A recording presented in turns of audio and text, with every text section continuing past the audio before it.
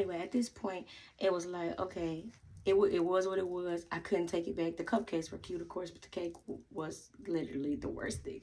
Worst decoration, I say, that I've ever done. So they get it to the party. And, of course, I become like this laughing stock of the family.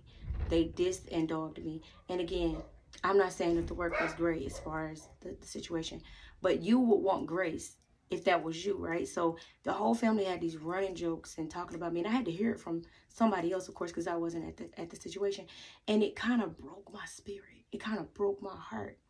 Because I just know me. And I know I ain't perfect. But I would have been like, oh, this is the best, but it tastes good. Or, oh, let's not talk. My own family was sitting there like, crucify me. And you might not think that that's a big deal. Like at the time, I didn't either at the time, but I did, but I didn't.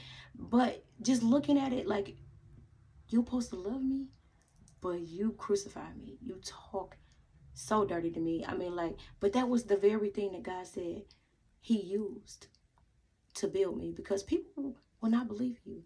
They see the beginning and they can't see the end. But God says, I know the end to the beginning. And they will judge you, and they will crucify you, and they will act like you're not good enough, and they will treat you like you're not good enough. And God says, you've always been enough. I always struggle with that. And somebody is watching. You've always struggled with being enough, because I was always at fault. I was always in trouble. It's like, that's your fault. You know, I broke my leg, and I was very devastated because, man, he told me, he was like, you heard something else, you're going to the nursing home. I didn't know what I was going to do with my kids. So a lot of decisions that I made out of fear, because I didn't want to speak up and I didn't want to do anything. And I felt so stuck. But little did I know, it's always an exit. And it took me years. I mean, these lessons are years. But I'm letting you know, the people you love the most are not going to be the people who build into your legacy or believe in you all the time. They're not. Same thing. I was telling my own dad, like, oh, this is what I want to do when I got to shopping. This is what I want to do. Oh, I want to open a wine company, and I want to have cigars, and I want to have cupcakes. And the first thing you say to me is, I never heard of that. Like, I mean, why would you? And people don't realize, and this is why I have to explore. People don't realize your words can destroy or make or break somebody's dream. And we are killing children. Not me, because I wasn't a child, but I am his child.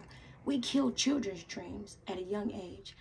And that's what I dealt with my whole life. That negative talk. That you plant that seed of doubt. You plant that seed, which is why we marry people who do the same thing to us.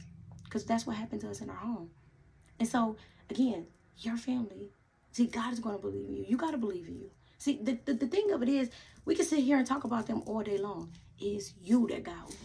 It's you that you got to choose. It's you that you got to love yourself. And it took me so long to learn these lessons. It took me so long to come to this realization